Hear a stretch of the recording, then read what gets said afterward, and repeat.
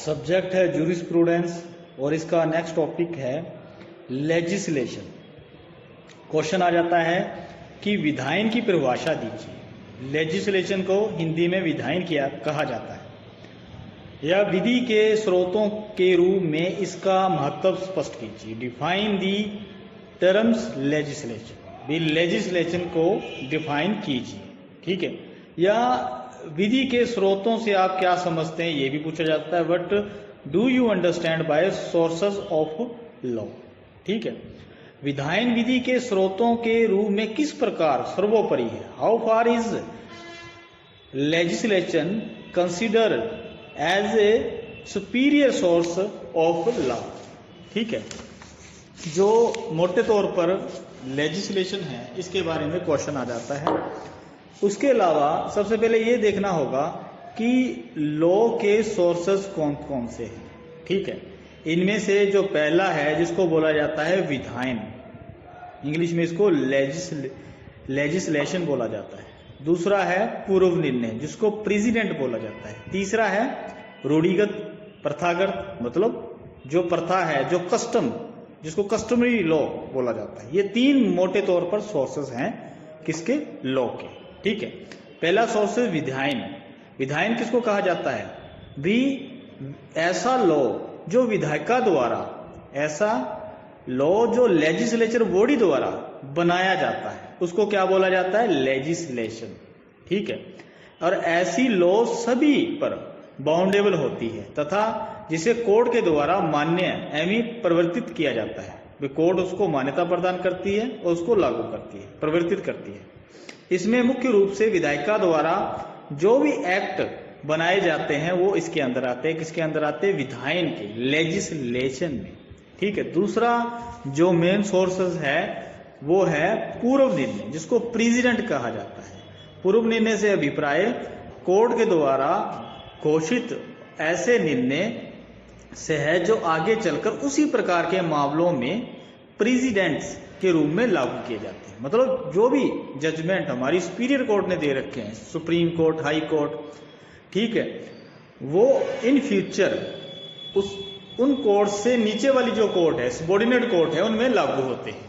वही वैसा ही केस आया तो वो जो लॉ है, सॉरी जो जजमेंट है किसका, सुपीरियर कोर्ट का, वो उस केस के अंदर लागू हो जो नीचे वाली कोर्ट में आया है। तीसरा है रूढ़िगत विधि। रूढ़िगत मतलब कस्टम, रीति रिवाज। रूढ़िगत या प्रथागत विधियों से है अभिप्राय ऐसी लॉ से है जो रूढ़ियों एवं प्रथाओं से उत्पन्न होती है। भाई कई लॉज ऐसे हैं जो हमारे भी हिस्ट्री से चल रहा है, कस्टम्स जो रीति रिवाज है उन पर बनी है। जैसे 7 फेरे, ये भी रूढ़ी थी, प्रथा थी एक, ठीक है, ला बन गया। उसके अलावा आप लगा लो मेंटेनेंस देना, ये भी प्रथा थी, बच्चों को, माता पिता को, ठीक है। ये सारे क्या थे, कस्टम्स थे। और जो वैलिड थे उन पर तो लॉ बन गए, जो लोक नीति के विरुद्ध थे, पब्लिक पॉलिसी के अगेंस्ट थे, वो वहीं खत्म कर दिए गए। जैसे सती प्रथा, बाल विवाह, ठीक है। तो ये सारे हैं रूढ़िगत विधि के अंदर, कस्टमरी लॉ के अंदर।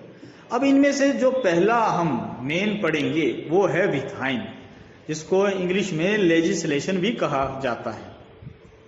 ये लॉ का एक प्रमुख सोर्स है, इसे विधि का एक प्रमुख स्रोत कहा गया है। जो लेजिस्लेशन है, विधायन है, वो आंग्ल भाषा के शब्द, आंग्ल मतलब इंग्लिश लैंग्वेज के शब्द लेजिस्लेशन का हिंदी रूपांतरण है, ट्रांसलेशन है। ये लैटिन भाषा के 2 शब्दों से मिलकर बना है। एक तो है लेजिस जिसको कहा जाता है विधि, दूसरा है लेशियो। लेशियो मतलब जिसका अर्थ है प्रस्थापना। इस प्रकार इसका मतलब क्या हुआ, विधि की प्रस्थापना, लॉ बनाकर लागू करना, ठीक है। लेजिस प्लस लेशियो से बना है। लेजिस का मतलब है लॉ जिसको हिंदी में विधि कहते हैं, लेशियो का मतलब है प्रस्थापना, ठीक है। अब इसकी अलग अलग जो विधि वेत्ता है जो ऑथर है उन्होंने इसकी डेफिनेशन दे रखी है लेजिस्लेशन की। पहले है बेंथम तथा मिल के अनुसार किसी भी प्रकार का विधि निर्माण विधायन कहलाता है। भाई किसी प्रकार का आप लॉ का निर्माण करते हो, लॉ को बनाते हो, तो वो क्या कहलाया जाएगा? विधायन, लेजिस्लेशन। मोटे तौर पर यह कहा जाता है कि जब मान लो भी हमारे भारत के अंदर कोई लॉ बनता है तो कौन बनाता है? संसद बनाती है, लेजिस्लेचर बॉडी बनाती है। तो उसके द्वारा जो भी एक्ट, जो भी लॉ बनाया जाता है उसको क्या बोला जाएगा? लेजिस्लेशन, विधायन बोला जाएगा। ठीक है। दूसरा है सामान्य। क्या कहा है कि सामान्य के अनुसार लेजिस्लेशन लॉ का वह भाव है जो एक शक्ति प्रदत्त प्राधिकारी के विधिक नियमों की घोषणा में सन्निहित है। ठीक है।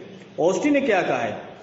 कहते हैं कि लेजिस्लेशन से मतलब अभिप्राय ऐसी सभी विधानिक कृतियों से है जिनके परिणाम स्वरूप लॉ का निर्माण होता है या उनमें अमेंडमेंट, संशोधन, परिवर्तन, चेंज किया जाता है। ठीक है। अब बहुत सारी डेफिनेशन दे रखी है, उनका निचोड़ क्या निकलता है भी? क्या क्या चीजें पाई जाती है, क्या क्या लक्षण है लेजिस्लेशन की? पहला तो ये राज्य के विधायी अंग किसको बोलते हैं? संसद या स्टेट में। संसद कहाँ? सेंटर में। और स्टेट में कौन होती है? राज्य विधान मंडल, उसके द्वारा ये बनाया जाता है। ठीक है। दूसरा, ये विचार पूर्वक निर्मित नियमों का संग्रह है। भाई पहले इसके लिए बिल पास किया जाता है। ठीक है। इस पर विचार विमर्श किया जाता है, इसका विरोध होता है। कोई भी लॉ बनता है संसद के अंदर तो उस पर पहले विचार विमर्श किया जाता है और ये रिटर्न के अंदर होगा। जितने भी लॉ हैं हमारी लेजिस्लेचर बॉडी ने बनाए हैं, संसद ने बनाए हैं या स्टेट के अंदर राज्य विधानमंडल ने बनाए हैं, वो सारे के सारे क्या है? रिटर्न में है। और ये इसमें आज्ञापक इंपेरेटिव एलिमेंट्स निहित होते हैं। भाई ये बाउंडेबल होते हैं, इनको मानना ही पड़ता है। बहुत सारे एग्जाम्पल हैं किसके? लेजिस्लेशन के। जैसे transfer of property act 1872, limitation act. ठीक है। ये किसने बनाए हैं? या कॉन्ट्रैक्ट एक्ट जो आप फर्स्ट ईयर में पढ़ते हो, ये किसने बनाए हैं? ये हमारी लेजिस्लेचर बॉडी ने बनाए हैं। तो इनको क्या बोला जाएगा? इनको विधायन, लेजिस्लेशन बोला जाएगा। ठीक है। अब इसके टाइप क्या है? किसके? लेजिस्लेशन के। इसके दो टाइप हैं, दो प्रकार के होते हैं। एक तो होता है सुप्रीम लेजिस्लेशन, दूसरा होता है सबॉर्डिनेट लेजिस्लेशन। सुप्रीम किसको कहा जाता है? जिसको भी जो मेन पावर है देश की वो बनाती है, उसको सुप्रीम कहा जाता है। जैसे इंडिया में संसद है। ठीक है। कहा जाता है कि सर्वोच्च सुप्रीम लेजिस्लेशन से मतलब ऐसे लेजिस्लेशन से है जिसका उद्भव राज्य की प्रभुता संपन्न जो सॉवरन पावर है उसके द्वारा किया जाता है। इसे किसी अन्य विधायी शक्ति या प्राधिकारी द्वारा विनियमित, कंट्रोल या उसको निरस्त आदि नहीं किया जा सकता। इंग्लैंड के अंदर क्या है? इंपीरियल पार्लियामेंट है, अधिराष्ट्रीय संसद, उसके द्वारा जो भी लॉ निर्मित होते हैं उसको क्या बोला जाएगा? Supreme legislation. और वहां संसद सर्वशक्तिमान है तथा उसकी शक्ति पर किसी प्रकार का कोई भी लीगल अंकुश नहीं है। भारत में कौन है? भारत में संसद द्वारा जो भी लॉ बनाए जाते हैं, भी हमारी भारत की संसद है। ठीक है। लेजिस्लेचर बॉडी है, उसके द्वारा जो भी लॉ बनाए जाते हैं उसको सुप्रीम लॉ कहा जाएगा, उसको सुप्रीम लेजिस्लेशन कहा जाएगा। ठीक है। और ऐसी लॉज के स्वेच्छाचारी होने पर उन्हें कोर्ट के अंदर चुनौती दी जा सकती है। अगर मान लो भी उसके अंदर कुछ भी गलती है तो आप उसको कोर्ट में चैलेंज कर सकते हैं। ठीक है। दूसरे नंबर पर आ गया सबॉर्डिनेट लेजिस्लेशन। ये सुप्रीम से नीचे होता है। ठीक है। ये सुप्रीम शक्ति के द्वारा नहीं बनाया जाता। जो सुप्रीम शक्ति संसद है उसके द्वारा नहीं बनाया जाता। ऐसे विधायन किसी उच्च विधायी शक्ति अथवा प्राधिकारी का मतलब ऐसे लॉज पर, लेजिस्लेशन पर जो संसद है या जो सुप्रीम पावर है उसका कंट्रोल रहता है। ठीक है, एग्जाम्पल से विधायी शक्तियां का कार्यपालिका प्राधिकारियों को प्रत्यायोजन किए जाने पर उस पर संसद या राज्य विधानमंडल का कंट्रोल रहता है। तो मोटे तौर पर आप सिंपल भाषा में ऐसे समझो कि लॉ कौन बनाता है, सेंटर के अंदर संसद और स्टेट के अंदर राज्य विधानमंडल। ठीक है, और इनमें मेंबर्स कौन होते हैं, एमएलए, एमपी। क्या उनके पास इतना टाइम होता है कि किसी लॉ पर वो चर्चा कर सके, या उनको लॉ का इतना नॉलेज होता है? ठीक है, कुछ टेक्निकल रूल्स होते हैं, क्या उनके पास उसका कोई ज्ञान है? नहीं है, ना तो उनके पास टाइम है। तो वो क्या करते हैं, चाहे वो संसद हो चाहे वो राज्य विधानमंडल हो, वो लॉ बनाने की जो पावर है वो दूसरी बॉडी को ट्रांसफर कर देते हैं। ठीक है, जिसको कार्यपालिका प्राधिकारी कहा जाता है। ऐसी बॉडी को ट्रांसफर कर देते हैं और वो लॉ बनाते हैं, लेकिन कंट्रोल किसका होगा, संसद और राज्य विधानमंडल का होगा। कंट्रोल अपने पास ही रखते हैं। वे कह दिया भी इस पर आपको लॉ बनाना है, आप एक्सपर्ट हो, आपके पास टाइम है, ये है वो है, तो लॉ बनाने की शक्ति को ट्रांसफर कर दिया जाता है। उसको ही डेलीगेट लेजिस्लेशन कहा जाता है। और ये जो डेलीगेट लेजिस्लेशन है, यही क्या है, सबॉर्डिनेट लेजिस्लेशन है। क्लियर? इसके और भी उदाहरण हैं, वे बहुत सारे नाम हैं, जैसे कि उपनिवेशिक विधायन, कार्यपालिक विधायन जिसको एग्जीक्यूटिव लेजिस्लेशन बोला जाता है, न्यायिक विधायन जुडिशियल लेजिस्लेशन, नगरपालिका विधायन म्युनिसिपल लेजिस्लेशन। ठीक है, उसके बाद स्वायत्त शासन संबंधी विधायन और डेलीगेट लेजिस्लेशन, ये इसके प्रकार है, वर्ग है। ठीक है, अब इनमें जो डेलीगेट लेजिस्लेशन है ये ज्यादा इंपॉर्टेंट है, ये सबसे महत्वपूर्ण है। ये क्या है, ये समझ लो कि आज जो लेजिस्लेचर बॉडी है, विधायिका है, उसके पास इतना समय नहीं है कि वह अपने द्वारा पारित जो लॉज हैं कि सभी बिंदुओं पर विस्तृत उपबंध बना सके। और ऐसी स्थिति में विधायिका द्वारा नीति परक विधि बनाकर उसकी क्रियान्वयन के हेतु नियम आदि बनाने की शक्ति कार्यपालिका प्राधिकारी को सौंप दी जाती है। मतलब कहने का मतलब, जो संसद है उसके पास इतना टाइम नहीं है कि वो खुद लॉ बना सके, वो एक रूल बना देती है कि लॉ आपको ऐसे ऐसे बनाना होगा, और लॉ बनाने की पावर किसी दूसरी बॉडी को, जिसको कार्यपालिका प्राधिकारी कहा जाता है, प्राधिकारियों को सौंप दी जाती है। तो उसको ही डेलीगेट लेजिस्लेशन कहा जाता है। डेलीगेट मतलब ट्रांसफर कर देनी। क्या कर देनी? ट्रांसफर कर देनी पावर, किसकी? लॉ बनाने की। ठीक है, तो इसके कारण क्या है, डेलीगेट लेजिस्लेशन क्यों आया, इसके कारण क्या है? पहली बात, जो विधायिका है, लेजिस्लेचर है, लेजिस्लेटिव बॉडी है, उसके पास समय का अभाव है, समय नहीं है, तकनीकी नॉलेज उनके पास नहीं होती। आपातकाल स्थिति में वे खुद नहीं बना सकते, लॉ बनाने की पावर को ट्रांसफर कर दिया जाता है।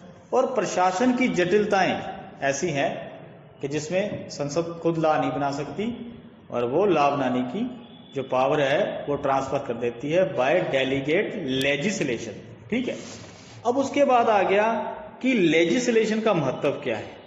ठीक है, इसके बारे में दो स्कूल्स हैं। एक पहला तो है हिस्टोरिकल स्कूल्स। ठीक है, उन्होंने जो हिस्टोरिकल स्कूल के समर्थक हैं, उन्होंने इसको लॉ के सोर्स के रूप में कोई विशेष महत्व नहीं दिया। ठीक है, क्योंकि वो क्या मानते हैं कि लॉ जो है वो कस्टम से निकलता है, लोक चेतना से निकलता है, रूढ़ी से निकलता है, प्रथाओं से निकलता है, इसको बनाया नहीं जा सकता, इसको कोडिफिकेशन नहीं करना चाहिए। ठीक है, जो लॉ है, जो लेजिस्लेशन है, वो तो बनाया जाता है और इसका कोडिफिकेशन भी होता है। ठीक है, इसलिए वो इसको हिस्टोरिकल स्कूल के समर्थक इसको बढ़िया नहीं मानते, बढ़िया सोर्स नहीं मानते, विशेष महत्व नहीं देते। दूसरी तरफ विश्लेषणात्मक विचारधारा, एनालिटिकल स्कूल, वो इसको श्रेष्ठ मानते हैं, सबसे सुप्रीम मानते हैं। ठीक है, उनके मत में, उनके मत के अनुसार अधिनियमित विधि एनेक्टेड जो लॉ है ही वो रियल लॉ है, एनेक्टेड लॉ ही रियल लॉ है। उनका मत है कि कोर्ट द्वारा प्रेसिडेंट जो पूर्व निर्णय है के आधार पर निर्णय विधि का निर्माण विधायिका के कार्य क्षेत्र में अनुचित हस्तक्षेप है। ठीक है, ऐसा नहीं होना चाहिए। उनका कहना है कि ब्लैकस्टोन का क्या कहना है कि संसद द्वारा अधिनियमित विधि राज्य की सर्वोत्कृष्ट विधि मतलब सुप्रीम लॉ है। संसद द्वारा पारित सभी लॉ सभी नागरिकों और एवं उपनिवेशों पर बाउंडेबल इफेक्ट रखती है। यदि किसी एक्ट में कोई प्रोविजन है तो वह सम्राट को भी अवध कर सकता है। मतलब कहने का मतलब जो संसद द्वारा लॉ बनाया जाता है वो इनके मुताबिक सबसे बढ़िया है, सुप्रीम है। अगर लॉ आपका बनाया गया है, लिखा गया है, कोडिफिकेशन हुआ है उसका, तो कहते हैं कि किसी वो राजा को भी कोई प्रोविजन ऐसा है तो उसको मानने के लिए बाउंड कर सकती है। ठीक है, फिर कहा गया कि संसद के प्राधिकार के बिना इन लॉज को ना तो अमेंड किया जा सकता है, ना कोई चेंज किया जा सकता है, ना इसको रोका जा सकता है। क्लियर? तो इस प्रकार लेजिस्लेशन की सर्वोच्चता के दो महत्वपूर्ण कारण इन्होंने माने हैं। ठीक है, ये कहते हैं कि संसद की शक्ति को परिसीमित नहीं किया जा सकता। कहने का मतलब जहां पर अभिलिखित संविधान वाले देशों में विधायन विधि का श्रेष्ठतम स्रोत है, क्योंकि यहां संसद की शक्ति को परिसीमित नहीं किया जा सकता भी जहां पर अलिखित संविधान है वहां पर। और संसद द्वारा किसी प्रकार की लॉ का निर्माण किया जा सकता है, उसमें चेंज किया जा सकता है, उसमें अमेंड किया जा सकता है, उसे निराकृत भी किया जा सकता है। संसद द्वारा जो भी लॉ बनाई जाती है उसको कोर्ट में चुनौती नहीं दी जा सकती। जबकि जो कस्टम है, प्रेसिडेंट है, पूर्व निर्णय जिसको बोला जाता है, अगर वो लॉ से इररेलेवेंट है तो उसको चैलेंज किया जा सकता है, तो उसे विधि का स्रोत नहीं माना जा सकता, सोर्स ऑफ लॉ नहीं माना जा सकता। किसको? ऐसे कस्टम्स को, ऐसे प्रेसिडेंट को जो लॉ के अगेंस्ट हो। ठीक है, दूसरा बताया जहां पर रिटन कॉन्स्टिट्यूशन है, लिखित संविधान है, उन देशों में किसी उच्च स्तरीय विधायन के स्वरूप में उच्च स्तरीय विधायन के प्रारूप को विधि का बल प्राप्त हो जाता है। क्लियर? ये तो माना एनालिटिकल स्कूल वालों ने। ठीक है, इस प्रकार हिस्टोरिकल विचारधारा विधायन को विधि का महत्वपूर्ण स्रोत नहीं मानती, जबकि जो एनालिटिकल स्कूल है वो लेजिस्लेशन को विधि का एक महत्वपूर्ण सोर्स मानती है। दोनों ही विचारधारा पूर्ण रूप से सही नहीं है। ठीक है, इन दोनों को मतलब कुछ ना कुछ दोनों में कमी है। आज ये कहना भी उपयुक्त नहीं है कि विधायन ही विधि का श्रेष्ठतम सोर्स है, भी लेजिस्लेशन ही सुप्रीम सोर्स है लॉ का, ये कहना सही नहीं है। अदर सोर्स भी हैं जैसे कि कस्टम्स हैं, ठीक है, या प्रेसिडेंट है, वो इनके बराबर ही है। और दूसरी तरफ ये भी नहीं कहा जा सकता कि विधायन जो लेजिस्लेशन है द्वारा निर्मित विधि में क्रियाविनती की शक्ति नहीं होती। ये भी कहना गलत है कि लेजिस्लेशन विधायन के अंदर जो क्रियात्मक शक्ति है वो नहीं होती। वास्तविकता ये है कि आज विधायिका द्वारा अनेक लॉज का निर्माण किया जाता है और जिससे उसकी सृजनात्मक शक्ति स्पष्ट परिलक्षित होती है।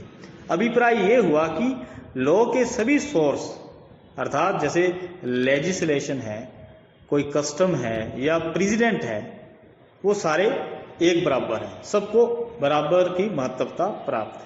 किसी को ज्यादा बढ़िया या किसी को ज्यादा घटिया नहीं कहा जा सकता।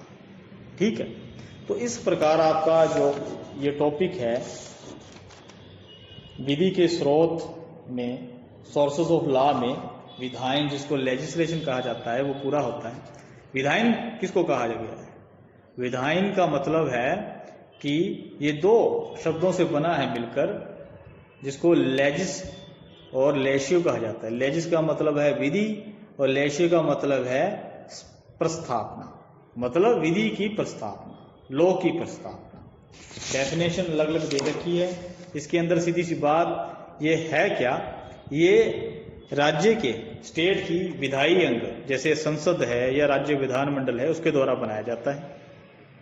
ठीक है, इसको बनाने में पहले विचार किया जाता है। ठीक है, फिर ये क्या है, ये हमेशा रिटर्न में होगा और इसमें इंपेरेटिव एलिमेंट्स निहित होते हैं, वो होते हैं। ठीक है, ये दो प्रकार का होता है, एक सुप्रीम एक सबऑर्डिनेट। सुप्रीम जो संसद द्वारा खुद बनाया गया है, राज्य विधानमंडल द्वारा खुद बनाया गया। जब वो खुद नहीं बनाया जाता, किसी और बॉडी से बनवाया जाता है, तो उसको क्या कहते हैं, सबऑर्डिनेट लेजिस्लेशन। जैसे कि डेलीगेट लेजिस्लेशन, भी संसद के पास समय नहीं है, टेक्निकल नॉलेज नहीं है इमरजेंसी की स्थिति में, ठीक है, प्रशासन की जटिलताएं हैं, इसलिए अपना काम दूसरी बॉडी को सौंप दिया जाता है। कौन सा काम, लॉ बनाने का, तो उसको ही डेलीगेट लेजिस्लेशन कहा जाता है। फिर उसके बाद बताया कि विधायन जो लेजिस्लेशन है उसका महत्व क्या है। हिस्टोरिकल स्कूल वाले इसको बढ़िया सोर्स नहीं मानते। वो क्या मानते कि लॉ क्या है, लोगों की एक्सप्रेस है, ये कस्टम से पर होता है, यूजस पर होता है, लोगों की आदतों पर होता है। ठीक है, और लॉ का कोडिफिकेशन नहीं होना चाहिए। लेकिन जो ये लेजिस्लेशन है ये क्या है, कोडिफाई होता है, ये बनाया जाता है, इसको उसका कोडिफिकेशन किया जाता है। तो इस प्रकार हिस्टोरिकल स्कूल वाले इसको बढ़िया महत्व नहीं देते, लेकिन एनालिटिकल स्कूल वाले इसको, विश्लेषणात्मक विचारधारा वाले इसको बढ़िया मानते हैं, सबसे सुप्रीम मानते हैं, सबसे सुप्रीम बॉडी द्वारा बनाया जाता है। ठीक है, देश की, तो इसको बढ़िया माना जाता है। तो लास्ट में निचोड़ ये निकलता है कि ना तो इसको सुप्रीम मानना चाहिए, किसको, लेजिस्लेशन को। ठीक है, और ना ही इसको हल्के में लेना चाहिए। जो बाकी के सोर्सेज हैं लॉ के, जैसे कि कस्टम्स हैं, यूजस हैं, उसके अलावा प्रेसिडेंट है, पूर्व निर्णय, उनके बराबर ही इसको महत्व दिया जाना चाहिए। क्लियर। तो इस प्रकार आपका ये टॉपिक पूरा होता है। लेजिस्लेशन मतलब संसद द्वारा जो भी लॉ बनाए जाते हैं, जैसे कि बहुत सारे एक्ट बनाए गए हैं, जैसे ट्रांसफर ऑफ प्रॉपर्टी एक्ट, ठीक है, जैसे लिमिटेशन एक्ट, और आपका ये कॉन्ट्रैक्ट एक्ट जो आपने फर्स्ट ईयर में पढ़ा था, ये क्या है, ये लेजिस्लेचर बॉडी द्वारा बनाए गए, इसलिए इनको विधायन कहा जाता है, लेजिस्लेशन। तो इस प्रकार आपका ये पहला, इसके अंदर सोर्सेस के अंदर, लॉ के सोर्सेस के अंदर पहला टॉपिक पूरा होता है, विधायन, लेजिस्लेशन।